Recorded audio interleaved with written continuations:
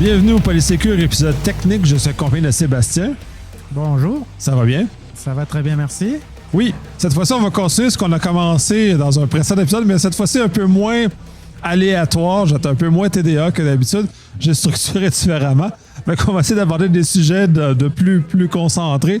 Et justement, on va commencer avec les containers parce que c'est quand même le volet atomique d'un contexte Kubernetes. Dans le fond, Kubernetes utilise les containers, mais il faut quand même maîtriser les containers pour l'utiliser correctement avant d'aller avec du Kubernetes. Je vais te laisser commencer un peu à mettre les choses en contexte, l'expliquer correctement, puis justement d'arriver pour qu'on donne un vocabulaire, puis qu'on puisse comprendre ce que c'est, comment le monter, puis de fond, comment c'est sécuritaire incidemment après.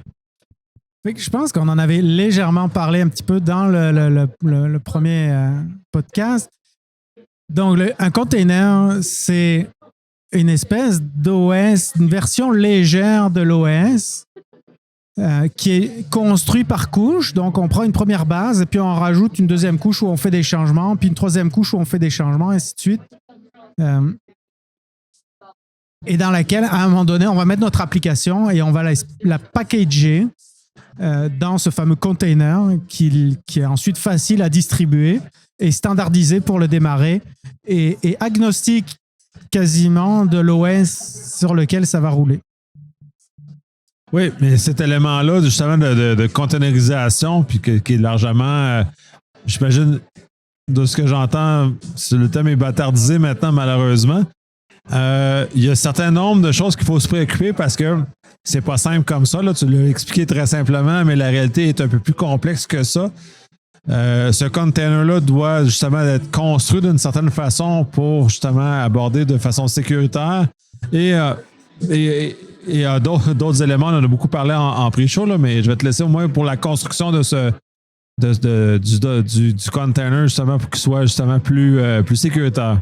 Oui, alors la construction, c'est là la force de Docker quand ils sont arrivés avec leur système de build, Docker Build, c'est que tu crées un fichier, un Dockerfile, dans lequel tu vas partir d'une image de base et tu vas rajouter des choses à cette image ou tu vas modifier. Donc, tu vas copier des fichiers ou exécuter des commandes à l'intérieur de cette image. Et à chaque fois que tu exécutes une commande ou que tu rajoutes un fichier, c'est un nouveau layer qui vient se rajouter par-dessus l'image de base.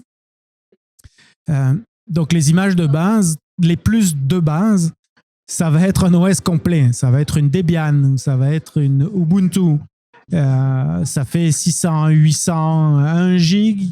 Et c'est l'équivalent de ce que tu as sur ton CD-ROM que tu avais sur ton CD-ROM quand tu voulais installer à l'époque. Donc, tu as un OS complet avec le package manager, avec bref, tout. Évidemment, si tu fais ça, c'est l'équivalent quasiment d'une VM. Tous les vecteurs d'attaque que tu peux avoir sur un OS, tu vas les avoir à l'intérieur de ton container. Déjà là, moi, je trouve déjà que de monter un plein OS dans un Docker ou dans un container défait un peu l'idée de base de volet très allégé de ce que ça peut être. Puis c'est justement comme tu le mentionnes, tant qu'à ça, on va se monter une VM. Puis si on veut vraiment la pleine douleur de gestion d'un OS, on va faire ça. Là. Pour moi, c'est déjà là, je trouve j'ai déjà une certaine difficulté à comprendre pourquoi on irait jusqu'à monter un plein OS dans un container. Là. Alors, tu ne monteras pas un plein OS parce qu'il n'y a que le process de ton application qui va être exécuté. Mais si un attaqueur arrive à rentrer dedans, lui, il aura accès à toutes les ressources qui peuvent exister à l'intérieur de l'image pour aller faire des choses méchantes. Donc, effectivement, c'est pas ça que tu veux. Et même si c'est pour faire du développement, en général, tu veux pas une base image pleine parce que d'abord, elle est lourde, c'est 800, 1 gig, t'as pas envie de ça. Et puis, t'as pas besoin de tout ce qu'il y a dedans. Donc, il y a des images de base qui sont beaucoup plus légères. Alors, on peut parler de Alpine, qui est une espèce de mini OS qu'on pourrait dire quasiment complet avec un package manager, mais qui reste en taille très petit. On parle de peut-être 40 ou 50 MB de données de base de ton container plus ton application, qui est un package manager. Donc, tu peux faire APK. Alors, c'est le nom du package manager. APK add. Et puis, tu vas rajouter curl, tu vas rajouter des certificats SSL, tu vas rajouter n'importe quelle application. Donc ça, pour faire du debug en général, c'est quand même intéressant. Et si après tu veux aller encore plus secure avec aucun outil supplémentaire et avec aucun package manager, ça veut dire que même si un pirate arrivait à rentrer dans ton container, il n'a aucun outil. D'abord, normalement, il ne peut pas rentrer parce qu'il n'a pas de shell, tout simplement. Mais s'il arrivait à exploiter je ne sais pas quelle faille, il n'a pas de package manager ou il n'a pas d'outil pour aller télécharger d'autres applications externes, par exemple. Donc ça, la plus minimaliste, je dirais, c'est la série des distroless, donc qui a été fait ou en tout cas hosté par Google. Mais Alpine, il y a aussi des versions, ce qu'ils appellent Scratch, qui sont encore plus, donc qui sont des bases de Alpine, mais plus petites encore. Ça, dans certains cas, ça peut être intéressant quand vous avez une application, mettons un binaire, mais qui a besoin d'une libc. Distroless de base, il n'y a pas de libc dedans, donc votre application ne fonctionnera pas à l'intérieur. Donc les versions de Scratch ou certaines versions d'Alpine un peu spéciales, elles incluent normalement pas la glibc, mais une variante de la libc qui peut permettre à votre binaire qui a besoin d'une libc de démarrer. Donc voilà, ça c'est des images très légères et qui sont beaucoup plus sécuritaires parce que à peu près vide à part votre application. Ça commence à être intéressant, puis c'est un peu dans cet univers-là, en tout cas, ma perception comme quelqu'un qui arrive de l'extérieur de ce monde-là, où j'y vois l'avantage, puis d'un point de vue sécurité, c'est sûr que j'y vois un avantage encore plus grand, comme tu le mentionnes, effectivement, on ne laisse pas place à l'attaquant prendre pied dans notre environnement parce que cet environnement-là est littéralement vide, où il est dédié à notre application. J'ai encore un peu discuté sur le fait qu'on parle de binaire parce que normalement, moi, je suis un peu dans un univers où j'aurais pensé que ces containers-là étaient plus dédiés à du fonctionnement d'application web, là, mais je suis peut-être un peu utopiste dans mon regard sur les choses. C'est là où généralement tu vas te retrouver avec des images un petit peu plus grosses. C'est quand tu as du langage non pas compilé mais interprété, du Python, du Node.js. Ça va te prendre ton interpréteur. Souvent, ça va te prendre des librairies, ou même si c'est du Java, ça va te prendre le binaire, le runtime de Java, plus tous les genres et toutes les choses qui vont avec. C'est là que tu te retrouves en général dans des images un peu plus grosses qui ont besoin d'un peu plus d'environnement autour, je dirais. Si tu fais du Go ou du C ou du C++, tu as compilé un binaire, ton image a juste besoin du binaire, le binaire démarre, ça s'arrête là. Mais quand effectivement tu es en Python, ça te prend Python, puis ça te prend un certain nombre de librairies, puis Python, il n'est pas compilé en statique, donc il a besoin de certaines librairies système. Donc c'est là que des Scratch ou des Alpine deviennent utiles, tout en limitant un petit peu quand même le risque, le nombre d'outils qui peuvent être exploités. En l'occurrence, en général, on essaie d'avoir un shell, un Docker, un container qui n'aura pas de shell. Donc ça veut dire que tu ne peux pas faire un exec et rentrer dedans parce qu'il n'y a aucun autre binaire à exécuter que ton Python à la limite. Et déjà, ça, c'est beaucoup.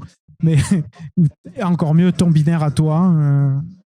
Oui, qui va être pris dans sa prison. Là, je te disais, j'entendais parler de C, mais normalement, on essaie d'encourager les gens de faire du C.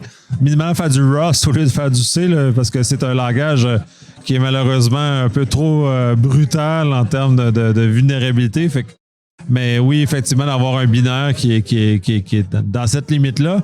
Là, d'avoir parlé de ce que c'est, le container lui-même ne vit pas dans le vide, donc il vit dans un environnement dans lequel il doit être roulé. Il y a beaucoup de paramètres inhérents à ce fonctionnement-là.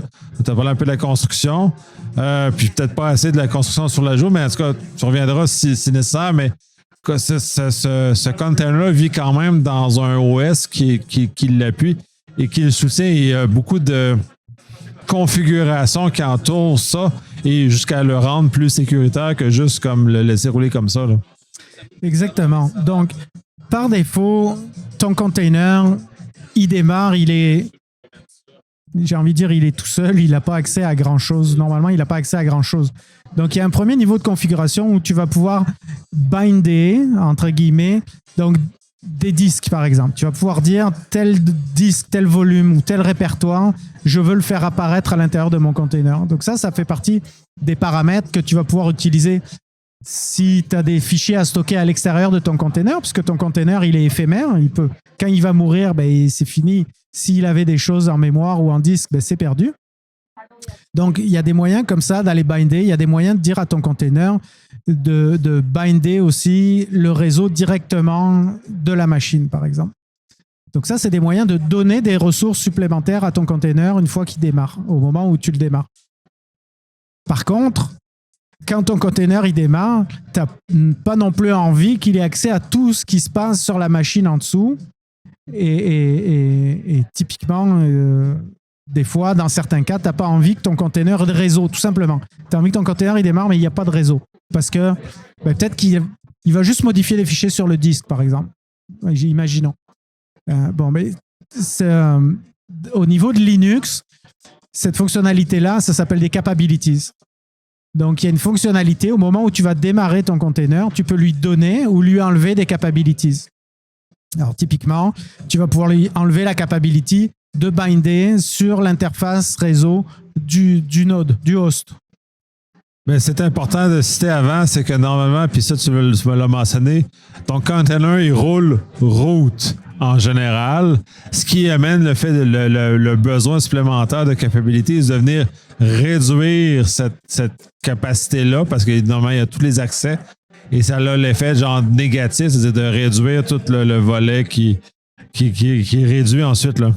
Exactement. Donc, ton programme qui est exécuté dans le container, tu peux te dire que c'est quasiment la même chose, presque la même chose qu'un programme qui est exécuté dans ton OS. Et effectivement, majoritairement, et jusqu'à il n'y a pas longtemps, Dockerd, les processus de Docker devaient être root. Alors ça, c'est quelque chose qui a changé quand même un petit peu dans les dernières années, mais ce n'est pas le cas partout. Et très souvent, par défaut, quand vous installez Docker sur votre petit Linux, il va rouler en root. Et donc, toutes les applications qui démarrent, si vous ne changez rien, techniquement, elles vont être exécutées en root. Alors, en route dans le container, oui, mais le fait d'être root, ça leur donne accès à certaines ressources au niveau de la machine. Donc, les deux moyens pour venir limiter ces choses-là, le premier, donc j'en ai parlé, c'est les capabilities. Donc, on va être capable de dire, OK, ce container, il démarre, mais il n'a pas le droit d'aller jouer dans les interfaces réseau. Il n'a pas le droit d'aller tuer des process. Il n'a pas le droit de changer de owner. Ce genre de capacité qui va faire que même si votre container était piraté, le pirate n'arriverait théoriquement pas à aller jouer à l'extérieur du container. Et le deuxième paramètre, c'est tout simplement de dire à votre container quand il démarre, je veux que tu démarres avec tel user et tel groupe qui n'est pas root. Et déjà en faisant ça, simplement, vous venez déjà d'enlever certains privilèges parce que du point de vue du système, vous êtes plus root, vous êtes le user et le groupe que vous avez utilisé pour démarrer votre container. C'est beaucoup mieux de faire ce genre de choses-là, de le rouler en tant que user, au lieu de le rouler root, puis même dans ce cas-là, ça simplifie le fait que les capabilities ne sont pas autant nécessaires parce qu'en le roulant user, on perd déjà beaucoup de capabilities de base parce qu'on vit dans l'univers du user dans lequel la sécurité Linux est déjà inhérente à ce moment-là. Au lieu de ça, non, tu n'as pas d'intérêt. C'est toujours bon de limiter les capabilities quand on n'en a pas besoin. Je dis pas parce qu'on n'est jamais à l'abri d'une escalade route à l'intérieur du container. Je suis entièrement d'accord avec ce que tu dis, mais déjà de le rouler user, c'est déjà mieux parce que le user est déjà un contenant plus restreint que root. Donc, les capabilities appliquées au conteneur rajoutent une couche supplémentaire. Puis, oui, je suis toujours d'accord avec les couches. Plus on en a, mieux c'est. Parce que ça en a une qui échoue, moins une autre qui va corriger le problème. Mais minimalement, le roulant user, on se limite déjà à un certain nombre de problèmes. Donc, puis c'est un des problèmes en Linux, c'est que c'est root tout et rien. Puis quand t'es root, t'es tout. Fait que c'est un peu... j'ai un peu un malaise de l'idée de base de rouler un container en route. Là. C'était déjà là, je trouvais ça. L'idée est étrange, mais quand on comprend d'où vient Docker, c'est pas étrange, mais ça n'a pas été pensé pour être de la production comme on vit maintenant. Donc, ils ont corrigé avec le temps cet élément qui n'était pas de la production, puis ils l'ont adapté à l'effet de production dans lequel on vit maintenant. Au-delà des capabilities, ça, est-ce qu'il y a d'autres éléments de sécurité qu'on doit au niveau de container, qu'on doit tenir en compte, qu'on n'a peut-être pas couvert dans ces grands segments-là? Je vois pas, sûrement que j'en oublie, mais il y a un autre élément de sécurité, c'est au moment de construire le container. Donc, on a parlé de comment ça fonctionnait, on avait des couches, on exécute des commandes, on rajoute des fichiers. À la fin, on a donc ce fameux container, cette fameuse image multicouche. Il y a des outils qui existent ensuite pour venir scanner ces containers-là.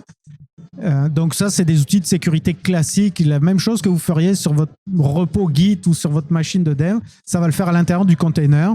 Ça va aller valider les versions des choses que vous utilisez, les librairies, ça peut même jusqu'à aller scanner vos fichiers pour voir s'il n'y a pas eu du code malicieux injecté au moment que vous avez downloadé cette fameuse librairie Node.js qui permet de changer les accents aigus en accent grave, qui fait 500 lignes de code alors qu'une simple regex aurait suffi. Voilà, donc c'est des outils qui s'utilisent à différents niveaux. Donc, vous pouvez utiliser dans votre CI, dans votre pipeline, au moment où vous construisez votre image. C'est des outils qui peuvent être utilisés après, beaucoup plus tard, au moment d'utiliser l'image ou dans votre cluster Kubernetes. Il y a aussi des scanners qui existent à ce niveau-là, une fois que le container est déjà exécuté. Oui, il y en a plusieurs d'ailleurs dans les repos du CNCF. Il y en a beaucoup qui sont d'ailleurs. Il y a beaucoup de projets qui regardent ces axes-là qui sont très importants.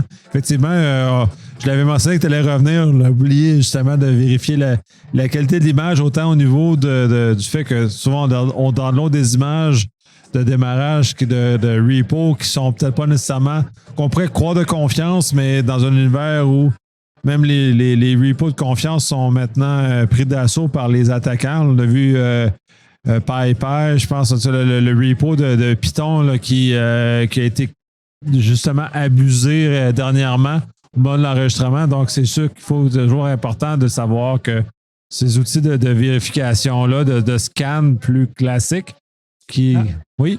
Mais j'ai pas mentionné, mais il y a aussi des outils. Alors, je pense que ça s'appelle Kritas, mais il y a un autre nom qui vient avec ça. Il y a des outils de signature aussi qui sont capables, parce que qui sont capables de signer en gros chaque couche de ton container pour ensuite, au moment où tu vas l'utiliser, aller rescanner chacune des couches et valider que ce que tu as, c'est bien la même chose que ce qui a été potentiellement publié par la compagnie ou celui qui a créé le container. Ouais, on va trouver ça en admission control aussi beaucoup, ce volet-là des choses. Là, tu devances un futur podcast. J'essaie de pas trop. Non, parce que c'est pas lié à Kubernetes. C'est des choses. Les containers, ça s'utilise en dehors de Kubernetes. Il y a d'autres solutions que Kubernetes qui sont basées sur des containers.